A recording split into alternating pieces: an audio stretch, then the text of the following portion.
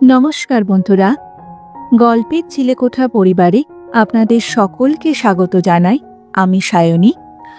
আজ আমাদের নিবেদন বিখ্যাত সাহিত্যিক শ্রী প্রেমেন্দ্র মিত্র রচিত গল্প শৃঙ্খল। গল্পটি কেমন লাগলো কমেন্টে জানাবে। যদি ভালো লাগে লাইক করবে, আর চ্যানেলটিতে যদি নতুন হয়ে থাকে সাবস্ক্রাইব করবেন। তবে চলুন আর দেরি করব না, শুরু করি আজকের গল্প শ্রী প্রেমেন্দ্র মিত্র রচিত শৃঙ্খল।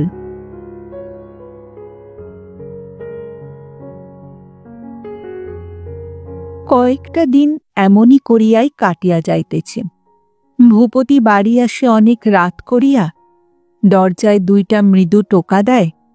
দরজা খুলিবার পর ঘরে গিয়া ঢোকে নীরবে। জামাকাপড় ছাড়িয়া হাত মুখ ধুইবার পর ঘরে খাবার আসনে আসিয়া বসে। খাবার দাবার সামনেই সাজানো। আহার শেষ করিয়া নিঃশব্দে গিয়া বিছানায় শুইয়া পড়ে। সারাক্ষণের মধ্যে বিনতির সহিত একটা কথাও তাহার বিনিময় হয় না। একই বাড়িতে যে দুইটি লোক পরস্পরের অত্যন্ত কাছাকাছি বাস করিতেছে এবং আজ 7 বৎসর ধরিয়া করিয়া আসিতেছে, তাহার কোনো পরিচয় তাহাদের ব্যবহারে নাই। তাহাদের মধ্যে যেন অসীম মহাদেশের ব্যবধান। 2 হাত মাত্র তফাতে বড় তক্তপোষ্টার 2 ধারে যাহারা রাত্রি যাপন করে, তাহাদের সম্বন্ধ এত ঘনিষ্ঠ বলিয়াই বুঝি এতখানি সুদূরে তাহারা পরস্পরের কাছ হইতে সরিয়া যাইতে পারিয়াছে। কিন্তু শুধু সুদূর বলিলে ইহাদের মধ্যকার ব্যবধান বুঝি কিছুই বোঝানো যায় না। সকালে উঠিয়া ভূপতি নিজেই বাজারে চলিয়া যায়। বাজার হইতে ফিরিয়া মোটটা নামাইয়া দেয় রান্নাঘরের ধারে। আহারের পর নিজের ঘরে গিয়া অফিস যাইবার জন্য প্রস্তুত হয়। সংসারের কাজ কিন্তু ঠিক নিয়ম মতো সুশৃঙ্খলভাবেই চলিতেছে। কোথাও এতটুকু গোল নাই। বাহির হইতে চেষ্টা করিলেও সেখানে কোনো অসঙ্গতি কেহ দেখিতে পাইবে না। স্বামী স্ত্রীর মধ্যকার স্তব্ধতাটা সেই জন্যই আরো ভয়ঙ্কর। সাধারণ মান অভিমানের ক্ষণিক পালা ইহা নয়। ঘনিষ্ঠতম সম্বন্ধে আবদ্ধ এই 2টি নরনারীর অসাধারণ এই বিমুখতার হেতু তাহাদের অতীত ইতিহাসেও পাওয়া যাইবে কিনা সন্দেহ। বাহিরের ইতিহাসে সবকিছু কি ধরা পড়ে? বিবাহ হইয়াছিল নিতান্ত সাধারণভাবে। ভালো ছেলে খুঁজিবার সাহস বিনতির বাপমায়ের ছিল না। বাড়ি ঘর আত্মীয় স্বজন না থাক, উপার্জনক্ষম ও স্বাস্থ্যবান বলিয়া ভূপতিকে কন্যাদান করিতে পারিয়া তাহারা নিশ্চিন্ত হইয়াছিলেন। শুধু স্বামী ও শাশুড়িকে লইয়া বিনতিকে সংসার করিতে হইবে। দাদ এইজি না থাকায় একরকম সে ভালোই থাকিবে। ছেলেটি অবশ্য কেমন একটু যে কি, তা অবশ্য তাহারা ঠিক স্পষ্টভাবে নিজেরাই বুঝিতে পারেন নাই। তবু একটু খটকা লাগিয়াছিল বটে। এই খটকা লাগাও আশ্চর্য। সত্যি ভূপতিকে দেখিয়া বা তাহার সহিত আলাপ করিয়া খুঁত ধরিবার কিছু পাওয়া যায় না। বিনতির বাপমায়ের সচেতন মনে নয়, তাহার চেয়েও গভীর কোনো স্তরে যেন সন্দেহের ছায়া দেখা দিয়েছিল। কিন্তু সেই ছায়াকে তাহারা শেষ পর্যন্ত আমল দেন নাই। না দেওয়াই স্বাভাবিক। বিনতি তখন 14-15 বছরের লাজুক ভীরু একটি অত্যন্ত নিরীহ প্রকৃতির মেয়ে। ফুলশয্যার রাতে নিজের শরীরের তুলনায় অনেক বড় ভারী জামাকাপড়ের বোঝায় আড়ষ্ট ও জড়সড় হইয়া শয্যা প্রান্তে গিয়া বসিয়াছিল। রাত তখন অনেক। নিমন্ত্রিতদের ভোজনের হাঙ্গামা চুকিবার পর ভূপতি আসিয়া আগেই শয্যার ওপর মাথার নিচে হাত রাখিয়া চিত হইয়া শুইয়া পড়িয়াছে। আত্মীয় স্বজনের অভাবে পাড়া প্রতিবেশীরাই বিনতিকে সাজাইয়া আচার অনুষ্ঠান পালন করাইয়া ঘরে পাঠাইয়া দিয়াছে। বিনতি ঘরে ঢুকিতে ভূপতি একবার ফিরিয়া চাহিয়াছিল।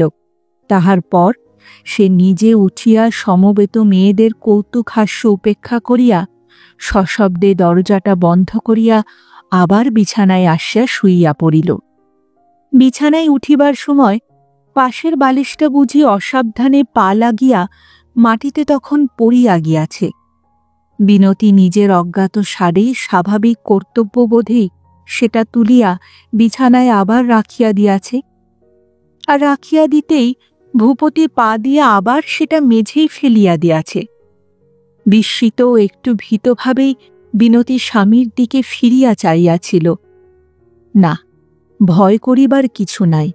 ভূপতি হাসিতেছে নিঃশব্দে। এবার কৌতুক অনুভব করিয়া বিনতীও নিজের হাসিটুকু বুঝি গোপন করিতে পারে নাই। মাথার কাপড়টা ভালো করে টানিয়া দিয়া আবার সে বালিশটা মেঝের ওপর হইতে তুলিয়া রাখিতে যাইতেছিল। এমন সময় ভূপতি আবার পা ছুড়িল। বালিশটা বিনতীর হাত হইতে পড়িয়া তো গেলই, আর একটু হইলে বুঝি আঘাত তার হাতেও লাগিত।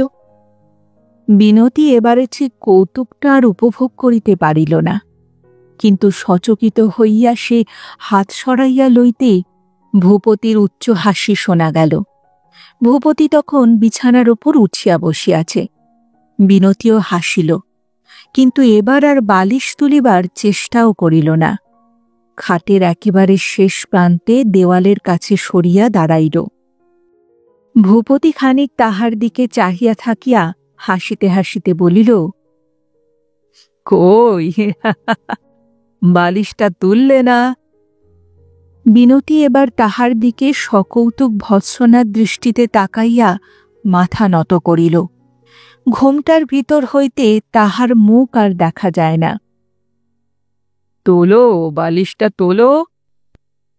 মুখ নিচু করিয়াই বিনতী মাথা নাড়িয়া জানাইল সে তুলিবে না। তাহার পর ফিক করিয়া একটু হাসিয়াও ফেলিল। ভূপতি বিছানার ওপর তাহার দিকে সরিয়া আসিল এবার। তারপর তাহার হাতটা হঠাৎ ধরিয়া ফেলিয়া বলিল, বালিশটা কিন্তু না তুললে হবে না। স্বামী তাহাকে এই প্রথম স্পর্শ করিয়াছেন। বিনতী তখন ভয়ে, আনন্দে, লজ্জায় কেমন একরকম হইয়া গিয়াছে। জড়সড় হইয়া সরিয়া গিয়া দুর্বলভাবে হাতটা একটু ছাড়াইবার চেষ্টা করিল, কিন্তু পারিল না। তাহার শরীরে যেন আর এতটুকুও জোর নাই। সমস্ত অবশ হইয়া আসিতেছে অপূর্ব আনন্দ শিহরণে। তাহারই ভিতর কানে আসিয়া বাজিল, তোলো বলছি। বিনতী আবার সচকিত হইয়া মুখ তুলিয়া স্বামীর দিকে না তাকাইয়া পারিল না। আশ্চর্য, গলার স্বর যেন রূঢ় বলিয়াই মনে হইয়াছিল, কিন্তু মুখে তাহার কোনো আভাস নাই কেন? ভূপতি হাসিতেছে? বিনতী সাহস পাইয়া অস্ফুট লজ্জাজড়িত স্বরে বলিল, আর ফেলে দেবেন না তো? আগে তোলো তো। স্বামীর সঙ্গে প্রথম পরিচয়ের পদ্ধতিটা একটু অস্বাভাবিক নয়? কিন্তু অস্বাভাবিক বলিয়া মনে হইলেও বিনতী সমস্ত ব্যাপারে একটু অস্বাভাবিক কৌতুক প্রিয়তার বেশি আর কিছুই দেখতে পাইল না। দেখিবার কিছু ছিল কি? সে বালিশটা তাড়াতাড়ি তুলিয়া বিছানার ওপর ফেলিয়া দিয়া মৃদুস্বরে বলিয়াছিল, হয়েছে তো। কিন্তু সে পালা তখনও শেষ হয় নাই। বিনতীকে আর একবার বালিশটা কুড়াইতে হইয়াছিল বটে। কৌতুকের চেয়ে বিস্ময় বুঝি তাহার মনে তখন প্রবল। অস্বাভাবিক হইলেও অত্যন্ত অর্থহীন একটা ঘটনা।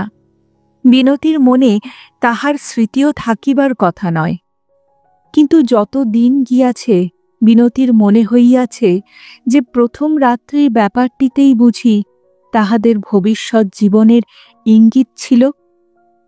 সংসারের গোড়া হইতেই একটু খিটিমিটি বাঁধিয়াছে, গায়ে মাখিবার মতো এমন কিছু হয়তো নয়, কিন্তু তাহার ভিতর স্বামীর ব্যবহারের যে পরিচয় সে পাইয়াছে, তাহা তাহার অনুকূল হইলেও বিনতীর মনে কোথাও যেন একটা অহেতুক আশঙ্কা তাহাতে জাগিয়া উঠিয়াছে। শাশুড়ি ওই একটি মাত্র ছেলেকে লইয়া আজ 20 বৎসর হইল বিধবা হইয়াছেন। ভূপতির বয়স তখন ছিল 5 বৎসর। পরের সংসারে আশ্রিত হিসাবে মানুষ হইয়া একদিকে উদাসীন্য, এমনকি নির্যাতন, অন্যদিকে মায়ের অতিরিক্ত অন্ধ স্নেহ ও আদর পাইয়া ভূপতি হয়তো ঠিক স্বাভাবিকভাবে বাড়িয়া উঠিতে পারে নাই। তাহার প্রকৃতি প্রশ্রয় ও পীড়নের মাঝে অক্ষম বিদ্রোহে বিকৃত হইয়া উঠিয়াছে। কিন্তু একথা মানিলেও তাহার সব অদ্ভুত আচরণের অর্থ পাওয়া যায় না। শাশুড়ি বিনতির বিবাহের বছর 2 বাদেই মারা গিয়াছেন। আগেকার কথা জানা নাই, কিন্তু জীবনের শেষ 2 বৎসর তিনি বড় কষ্ট পাইয়াছেন, এবং সে কষ্টের কারণ বিনতি নয়। শাশুড়ি বধূর ছোটখাটো গরমিল হয়তো আপনা হইতেই ঘুচিয়া যাইতে পারত। শাশুড়ির দিক হইতে স্নেহ না থাক, বিদ্বেষ ছিল না। বিনতিরও ভালোবাসা না থাক, শ্রদ্ধা ও কর্তব্য বোধ ছিল। কিন্তু মাঝে হইতে ভূপতি সমস্ত গোলমাল করিয়া দিয়াছে। রান্নাঘরে সামান্য কি একটা কাজের ত্রুটি লইয়া বিনতি হয়তো একটু বকুনি খাইয়াছে শাশুড়ির কাছে। ব্যাপারটা এমন কিছুই নয়। স্বামীকে তাহা নিজে হইতে জানাইবার কথা বিনতি কল্পনাও করে নাই। আপিসে যাইবার সময় খাইতে বসিয়া ভূপতি হঠাৎ বলিয়াছে, আর একটা ঝি না রাখলে চলছে না, কি বলো মা? মা ছেলের আহারের সময় বরাবর কাছে আসিয়া বসেন। হাতের পাখাটা থামাইয়া একটু বিস্মিত হইয়া জিজ্ঞাসা করিয়াছেন, কেন বাবা, ঝি তো আমাদের দরকার নেই? ভূপতি খানিকক্ষণ কোনো কথা বলে নাই। নিঃশব্দে আহার করিতে করিতে হঠাৎ আবার বলিয়াছে, একটাতেই ঠিক চলছে তাহলে বলছো? মা ঠিক অর্থটা না বুঝিলেও ইঙ্গিতটুকু বুঝিয়াই গুম হইয়া গিয়াছেন। ভূপতি আবার বলিয়াছে, না হয় তাহলে আর একটা বিয়েই করি, এমন তো কত লোকই করে, কি মা? মায়ের হাতের পাখা থামিয়া গিয়াছে। ক্ষোভে দুঃখে চোখে জলও আসিয়াছে বুঝি। ভূপতি তবুও কিন্তু ক্ষান্ত হয় নাই। বলিয়াছে, এ যুগের ছেলেরা তো আর মায়ের সম্মান রাখে না মা। মাতৃভক্তির জন্য স্ত্রী ত্যাগ করলে একটা কীর্তি হবে বলো? মা কাঁদিয়া ফেলিয়া বলিয়াছেন, আমি তো বউকে কিছু বলিনি বাবা। ঘর সংসার করতে হলে একটু শিক্ষা তো দিতে হয়। বউ যদি তাতে রাগ করে, না হয় আর কিছু বলবো না বাবা। লজ্জায় বিনতির মাটির সঙ্গে মিশিয়া যাইতে ইচ্ছা করিয়াছে। শাশুড়ি নিশ্চয়ই ভাবিয়াছেন যে সেই স্বামীর কাছে ভৎসনার কথা লাগাইয়াছে। স্বামীকে রাত্রে নির্জনে সে একবার অত্যন্ত ক্ষুণ্ণভাবে বলিয়াছে, ছি ছি, তুমি মাকে অমন করে কালকে কেন বলতে গেলে বলো তো? আমি কি তোমায় কিছু বলেছি? ভূপতি হাসিয়াছে, না না, আর একটা বিয়ে করতে তুমি কখনোই বলনি। বিনতির মুখ দিয়ে হঠাৎ বাহির হইয়া গিয়াছে, তাও তুমি পারো বটে। ভূপতি আবার তেমনি হাস্যা বলিয়াছে, আমার শক্তিতে তোমার অগাধ বিশ্বাস আছে দেখে সুখী হলাম বিনতি। ইহার পর আর এ সম্বন্ধে কোনো কথা বলা বিনতির নিরর্থক মনে হইয়াছে। কিন্তু এমন ঘটনা তাহাদের সাংসারিক জীবনে ওই একটিই নয়। সংসারের মসৃণ সামঞ্জস্যকে ভাঙিয়া চুরিয়া বিশৃঙ্খল বিকৃত করিয়া তোলায় ভূপতির যেন অহেতুক একটা আনন্দ আছে। তাহার চেয়েও বেশি ছোটখাটো নিষ্ঠুরতাই যেন তার বিলাস। সংসারের খরচপত্র আগে মাই করিতেন। টাকা কড়ি তাহার হাতেই থাকিত। মাস শেষ হইবার পরও টাকা না পাইয়া মা একদিন আসিয়া বলিয়াছেন, হাতে যে আর কিছু নেই রে বাবা, মাইনে পেতে এবারে আরো দেরি হচ্ছে বুঝি। ভূপতি খবরের কাগজ পড়িতেছিল। মুখ না তুলিয়াই বলিয়াছে, কেন, দেরি কোথায়? আজ 7 দিন হয়ে গেল বাবা, দেরি নয়?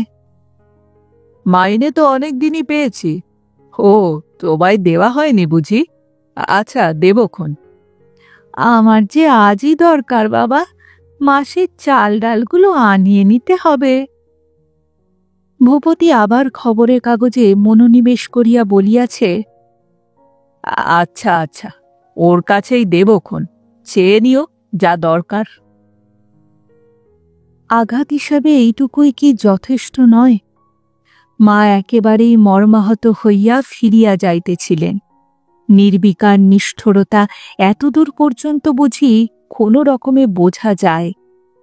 ভূপতি কিন্তু তাহার পরও কাগজটা সরাইয়া বলিল নির্লজ্জের মতো, বউয়ের কাছ থেকে হাত পেতে নিতে আবার মান যাবে না তো? মার সহিতে পারেন নাই, পারা সম্ভবও বুঝি নয়।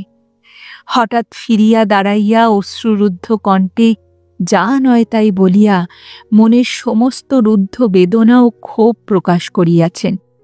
বলিয়াছেন যে মা বলিয়া সম্মান না করুক, 25 বৎসর ধরিয়া তিনি যে দুঃখ ভোগ করিয়া তাহাকে পালন করিয়াছেন, তাহার পুরস্কার কি এই? নির্লজ্জ ভূপতি তবু হাসিয়া বলিয়াছে, ছেলে বউয়ের ওপর রাজত্ব করবার লোভেই তাহলে এত কষ্ট করে মানুষ করেছিলে? মা এ কথার উত্তর দিবার ভাষাই বুঝি খুঁজিয়া পান নাই। সেই দিন হইতেই তিনি নিজেকে সমস্ত সংসার হইতে সরাইয়া লইয়াছিলেন। বিনতির করিবার কিছু ছিল না। শাশুড়ি মনে মনে তাহাকেও যে দোষী ভাবিবেন, ইহাই তো স্বাভাবিক। তাহার সন্তোষ বিধানের দুর্বল চেষ্টারও তাই তিনি ভুল অর্থ করিয়াছেন। বিনতি শেষ পর্যন্ত হাল ছাড়িয়া দিয়াছে।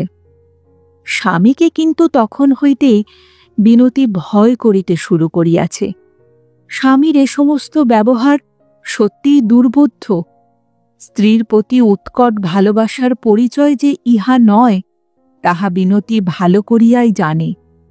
তবে এই অসাধারণ হৃদয়হীনতার মূল কোথায় বিনতি বুঝিতে পারে না। বুঝিতে পারে না বলিয়াই তাহার সমস্ত মনে গভীর অর্থহীন একটা আশঙ্কার ছায়া জাগিয়া থাকে। সর্বদাই একটা অস্বস্তি, একটা নামহীন অস্পষ্ট আতঙ্ক যেন সে অনুভব করে স্বামীর সংস্পর্শে। শাশুড়ির মৃত্যুর পর তাহা যেন আরো গভীর হইয়া উঠিল। সংসারে আর কেহ নাই। স্বামীর কাছে নিজেকে সম্পূর্ণভাবে খুলিয়া ধরিতে পারিলে এই নিঃসঙ্গতাই মধুর হইয়া উঠিতে পারিত। কিন্তু খুলিয়া ধরা তো দূরে থাক, ক্রমশ তাহাদের সম্বন্ধও যেন আরো আড়ষ্ট হইয়া পড়িতেছে। অদৃশ্য প্রাচীর কে যেন গড়িয়া তুলিতেছে দুজনের মাঝখানে। নিজের মধ্যে নিরবিচ্ছিন্নভাবে আবদ্ধ হইয়া থাকিবার দরুন বুঝি বিনতির অদ্ভুত একটা পরিবর্তন দেখা দিয়েছে। সেই ভীরু সরল মেয়েটি বিদায় লইয়াছে অনেক দিন আগেই। বিনতির প্রকৃতি ক্রমশ রুক্ষ হইয়া উঠিতেছে। শিথিলতা আসিয়াছে তাহার সব কাজে। সংসারের কাজ সে নিয়ম মতোই করিয়া যায়, কিন্তু তাহাতে যেন আর গা নাই। নিজের সম্বন্ধে সে উদাসীন, ভবিষ্যৎ তাহার কাছে অন্ধকার। সেজন্য সে মাথাও ঘামায় না। কোনো মতে দিনটা কাটানোই তাহার পক্ষে যথেষ্ট। রাত্রে অবশ্য তাহার ঘুম আসিতে চায় না। ঘুমাইলেও সে সচকিতভাবে ক্ষণে ক্ষণে জাগিয়া ওঠে। কিন্তু তাহাদের জীবনে যে গাঢ় ভয়াবহ ছায়া নামিয়া আসিয়াছে, সত্যই ভূপতি কি তাহার হেতু? হৃদয়হীন নির্বিকার মানুষ তো সংসারে বিরল নয়। তাহাদের সহিত ঘর করা সুখের নয়, সহজও নয়, কিন্তু সম্ভব। ভূপতির ভিতর কি নির্বিকার হৃদয়হীনতারও বেশি কিছু আছে? বোঝা যায় না কিছুই। বাহির হইতে দেখিতে গেলে তাহার কিছুমাত্র পরিবর্তন হয় নাই।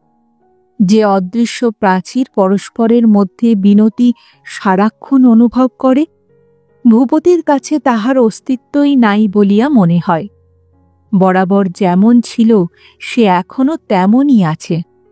বিনতির সহিত স্পষ্ট কোনো দুর্ব্যবহার সে করে না, তাহাকে শাসন করে না, তাহার সংসার পরিচালনার স্বাধীনতায় পর্যন্ত বাধা দেয় না এতটুকু।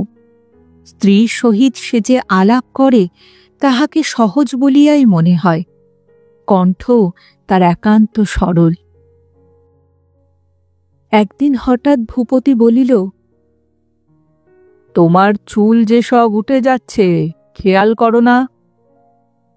বিনতি ধোপার বাড়ির ফেরত কাপড়গুলো পাট করিয়া তোরঙ্গে তুলিতেছিল, উত্তর দেয় নাই।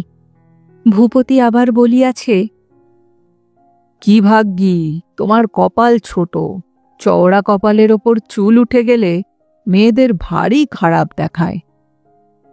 বিনতি এবার রুক্ষস্বরে বলিয়াছে, পোড়া কপালে উঠলে দেখায় না গো।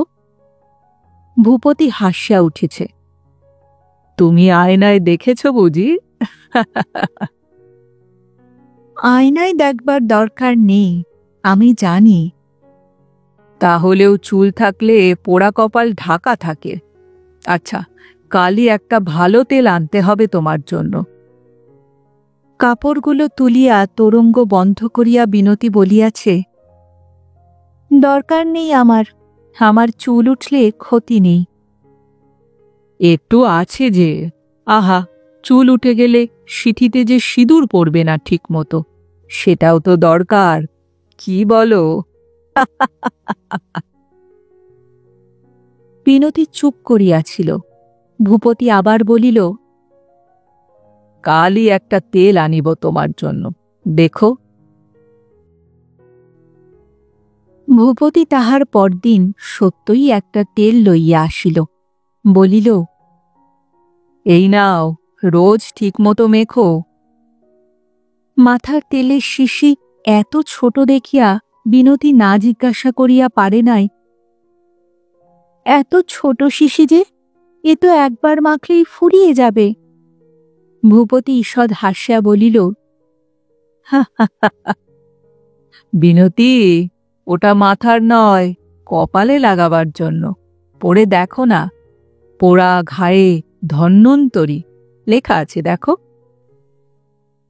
অতীত যুগের যে নিরীহ লাজ নম্র মেয়েটি বিনতি ছিল, সেই পরিস্থিতিতে কি করিত তাহা বলা যায় না। কিন্তু এখনকার বিনতি নিজেকে আর সংবরণ করিতে পারে নাই। একেবারে যেন ক্ষিপ্ত হইয়া উঠিয়া সে সবলে শিশিটা ছুঁড়িয়া ফেলিয়া দিয়াছে। মেঝের ওপর ছড়ানো তেল আর কাঁচের ভাঙা টুকরার দিকে চাহিয়া ভূপতি শুধু বলিয়াছে, তোমার হাতের তাগ নাই। তাহার কণ্ঠস্বরে এতটুকু বিস্ময় বা উত্তেজনার আভাস নাই। স্বামী স্ত্রীর আলাপ এমনই ধরনের।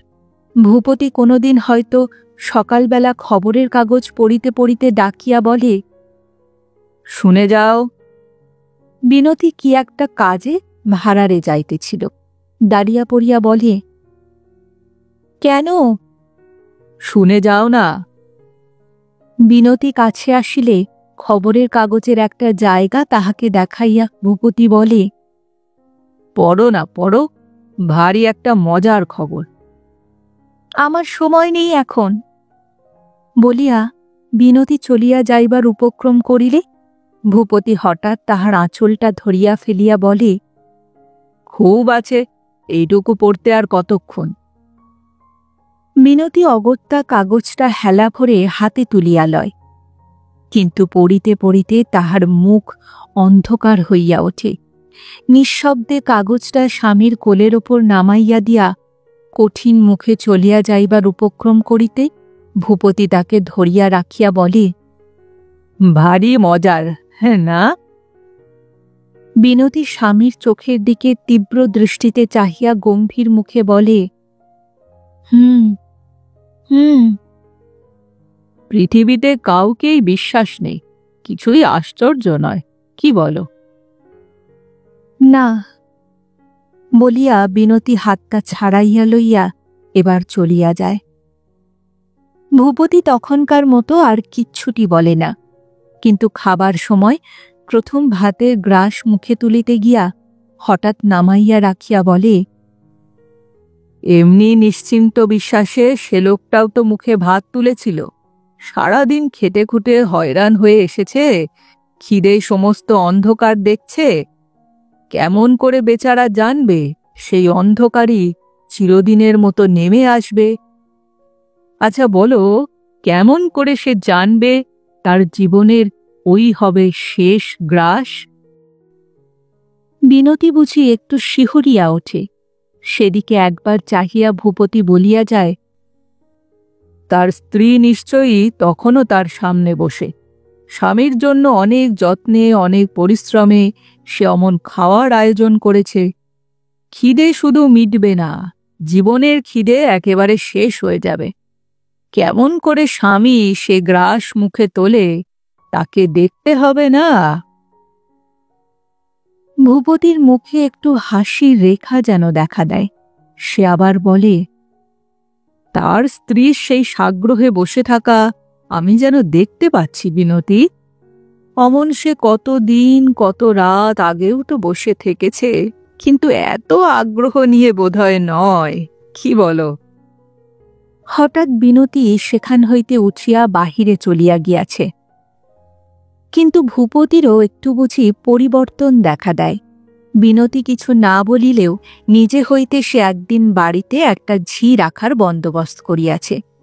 একদিন অফিস ফেরতা গোটাকতক রঙিন ছিটের কাপড় আনিয়া নিজেই বিনতিকে বলিয়াছে, সস্তায় পেয়ে গেলুম, বহর বড় কম, তবে ছোট পেনি কটা হতে পারে।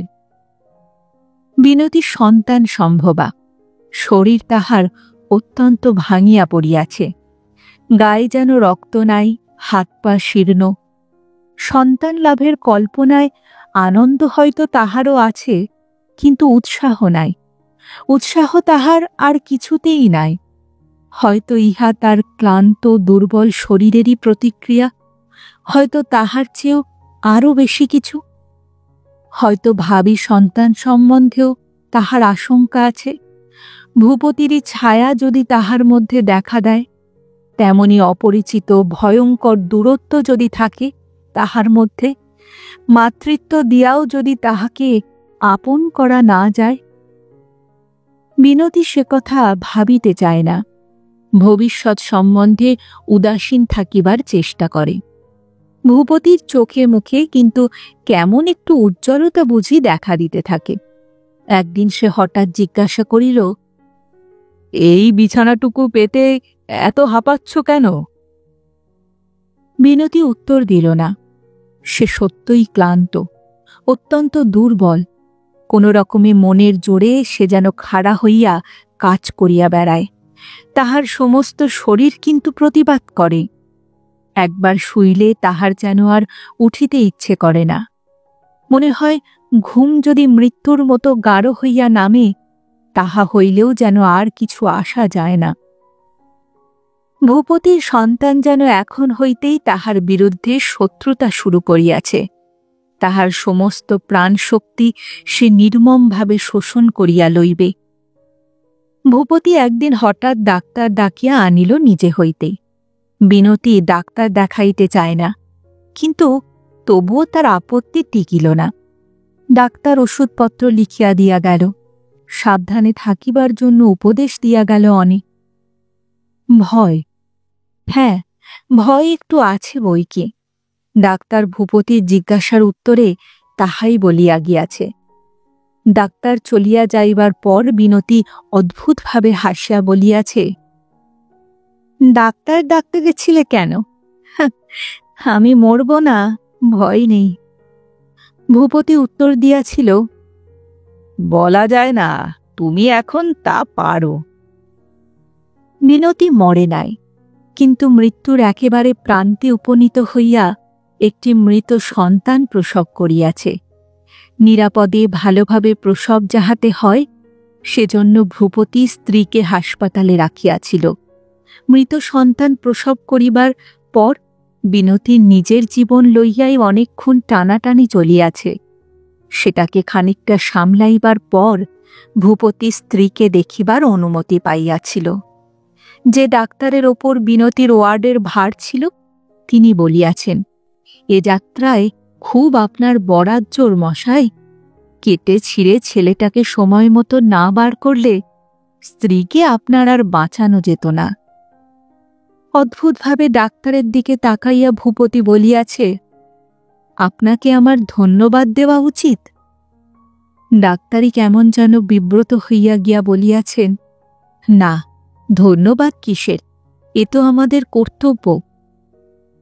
কর্তব্যই কজন বোঝে বলুন, বলিয়া ভূপতি একটু হাসিয়াছে। বিনতির ঘরে ঢুকিবার সময়ও বুঝি তাহার মুখে সেই হাসিটুকু লাগিয়াছিল। শুভ্র শয্যার সঙ্গে একেবারে যেন মিশাইয়া বিনতির দেহ পড়িয়া আছে। গলা পর্যন্ত সাদা চাদরে ঢাকা, শীর্ণ মুখটুকু চাদরের মতোই বিবর্ণ। কিন্তু ভূপতি গিয়া কাছে দাঁড়াইতে তাহার চোখে যে দৃষ্টি ফুটিয়া উঠিয়াছে, তাহার অর্থ একান্ত দুর্বোধ্য। আশঙ্কাই তাহাকে বলিতে পারা যাইত, কিন্তু তাহার সহিত দৃপ্ত অবজ্ঞার শানিত ঝিলিক কেমন করিয়া যেন মিশিয়া গিয়াছে। মৃত্যুর দ্বার হইতে বিনতি কি ইহাই সংগ্রহ করিয়া আনিল? ভূপতি পাশের চেয়ারে বসে নাই, খানিক নীরবে দাঁড়াইয়া থাকিয়া বলিয়াছে, আবার তো ফিরে যেতে হবে। বিনতির সুর অস্ফুট, তবু অসাধারণ তীক্ষ্ণতা তাহাতে। সে বলিয়াছে, তাই তো ভাবছি। হাসপাতাল হইতে বিনতিকে তাড়াতাড়ি ছাড়িতে চাহে নাই। তাহার বিপদ না কাটিলে তাহারা ছাড়িয়া দিতে পারে না জানাইয়াছে। কিন্তু ভূপতি জেদ করিয়া সময় পূর্ণ হইবার পূর্বেই তাহাকে নানান রকম চেষ্টা চরিত্র করিয়া বাড়িতে লইয়া আসিয়াছে।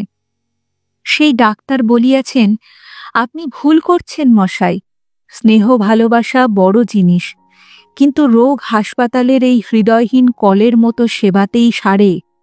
আর কটা দিন রাখলেই তো আপনার আর ভয় থাকত না। ভূপতি অদ্ভুত উত্তর দিয়াছে, আপনাদের সব কথা যদি বিশ্বাস করতে পারতুম তাহলে তো ভালোই হতো।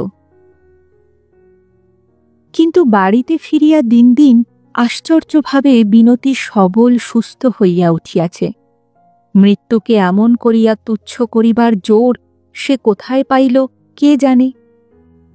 তাহার চোখে যে শানিত অবজ্ঞা আজকাল উদ্ধত হইয়া আছে, তাহাতেই কি তাহার সেই গোপন নূতন লব্ধ শক্তির ইঙ্গিত আছে?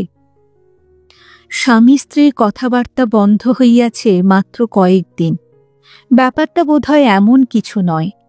ভূপতি অফিস হইতে ফিরিয়া জামাকাপড় না ছাড়িয়াই একদিন হঠাৎ বলিল, শিগগির তৈরি হয়ে নাও, এখনই বেরোতে হবে। অত্যন্ত অস্বাভাবিক আদেশ। গত 2 বৎসর স্বামীর সঙ্গে হাসপাতালে ছাড়া আর বিনতি কোথাও গিয়াছে বলিয়া মনে পড়ে না। বিনতি একটু বিদ্রূপের স্বরেই বলিয়াছে, কোথায় শুনি? বায়োস্কোপের 2টো পাস পেয়ে গেলাম এমনি, পয়সা দিয়ে তো আর হবে না, চলো দেখে আসি। তুমি এসো দেখে, আমি যাব না। বিনতি বলিয়াই যাইবার উপক্রম করিয়াছে, কিন্তু ভূপতি দরজা আগলাইয়া বলিল, কেন, তুমি যাবে না কেন? আমার সঙ্গে যেতে কি ভয় করে নাকি? বিনতি হাসিয়াছে একটু, আজকাল সে হাসে। বলিয়াছে, ঘরেই যখন কাটাতে পারলুম এতদিন, তখন বেরুতে আর ভয় কিসের? ভূপতি তাহার দিকে চাহিয়া কি যেন তলাইয়া দেখিবার চেষ্টা করিয়া বলিয়াছে, ও, তাহলে চলো না। আচ্ছা, চলো।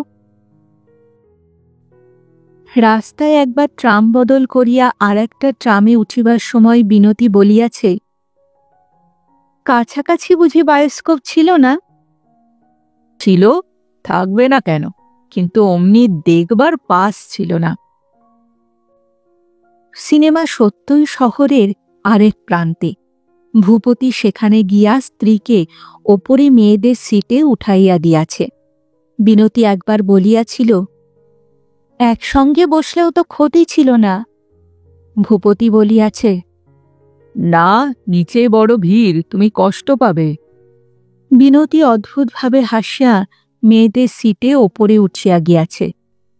ভূপতি তাহার পর কি করিত বলা যায় না, কিন্তু পরিচিত একজনের সঙ্গে তাহার দেখা হইয়া গেল।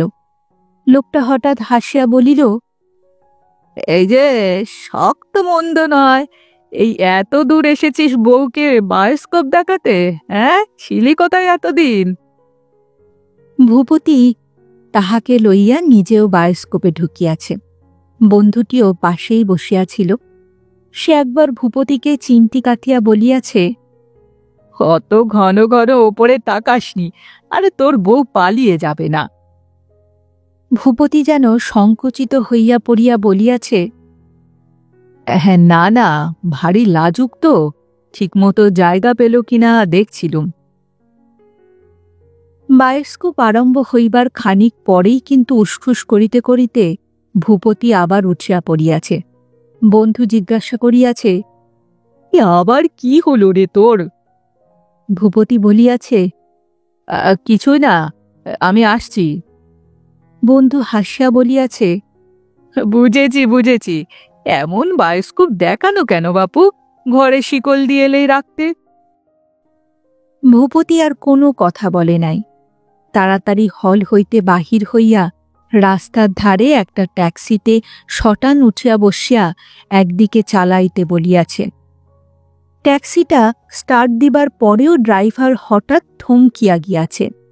তাহাকে থামিয়া থাকিতে দেখিয়া বিরক্ত মুখে ভূপতি যেন কি বলিতে যাইছিল, কিন্তু সে কথা আর তার বলা হয় নাই। ট্যাক্সি চালকের দৃষ্টি অনুসরণ করিয়া দরজাটা সে নিজেই খুলিয়া ধরিয়াছে। হাসি মুখে বলিয়াছে, এসো এসো, ঠিক সময় এসে পড়েছ তাহলে। বিনতি ভিতরে উঠিয়া আসিয়া বসিয়া পড়িয়া বলিয়াছে, হ্যাঁ, তোমায় বেরুতে দেখলাম যে। লক্ষ্য করছিলে বুঝি? করছিলাম বই কি। খানিকক্ষণ আর কোনো কথা হয় নাই। বিনতি হঠাৎ বলিল, তুমি এমন কাঁচা কাজ করবে ভাবিনি আমি। তোমায় দেখতে না পেলেও কিছু যায় আসত কি? আমি বাড়ির ঠিকানাটা জানি, তোমার নামটাও বলতে পারতাম লোককে। একসঙ্গে এমন করে না হোক, খানিক বাদেই গিয়ে উঠতাম। সব দিক ভেবে বোধহয় কাজটা করনি না? ভূপতি বলিল, না, সবই ভেবেছিলাম। ভেবেছিলাম মনের ঘেন্নায় তুমি তো নাও ফিরতে পারো, সেইটের ওপর জোর দিয়েই যা ভুল করেছিলাম। মনের ঘেন্নায় মানুষ কি করতে পারে কেউ জানে কি? বিনতির সেই বুঝি শেষ কথা। তাহার পর ট্যাক্সিতেই তাহারা বাড়ি ফিরিয়াছে নিঃশব্দে। মৃত্যুর মতো সে নিঃশব্দতা সমস্ত সংসার এখন ভারাক্রান্ত করিয়া আছে। অন্যান্য কথা হয়তো তাহারা আবার কহিবে, সংসারের প্রয়োজনে, পরস্পরকে আহত করিবার অদম্য প্রেরণায়, কিন্তু তবুও অন্তরের এ নিঃশব্দতার ভার আর ঘুচিবার নয়। জীবনের একটিমাত্র বিলাস চরিতার্থ করিবার জন্য এ নিঃশব্দতার নির্বাসন তাহাদের নিঃসঙ্গ আত্মা স্বেচ্ছাই বরণ করিয়া লইয়াছে। তাহারা পরস্পরকে আর বুঝি ছাড়িতেও পারিবে না। প্রেম নয়, তাহার চেয়েও তীব্র, তাহার চেয়েও গভীর উন্মাদনাময় বিষাদ ও বৃতৃষ্ণার শৃঙ্খলে তাহারা পরস্পরের সহিত আবদ্ধ। সে শৃঙ্খল তাহারা ছিঁড়িলে আর বাঁচিবার সম্বল কি রহিবে? কোথায় রহিবে জীবনের আশ্রয়?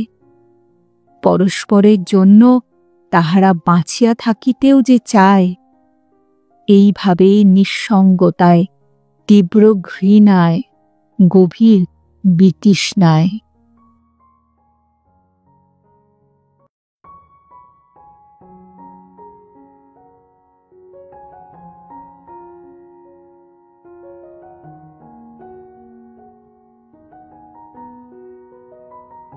শুনছিলেন আজকের গল্প শ্রী প্রেমেন্দ্র মিত্র রচিত শৃঙ্খল।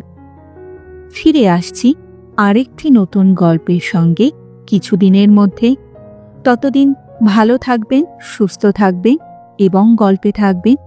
আর আমার গল্প পাঠ ও উপস্থাপনা যদি ভালো লাগে তাহলে লাইক আর কমেন্ট করবেন। আর যদি চ্যানেলটিতে নতুন হয়ে থাকে সাবস্ক্রাইব করবেন। এতে আমার উৎসাহ ও আত্মবিশ্বাস দুইই বাড়ে। তাহলে আজ এখানেই বিদায় নিচ্ছি। আবার দেখা হচ্ছে। নমস্কার।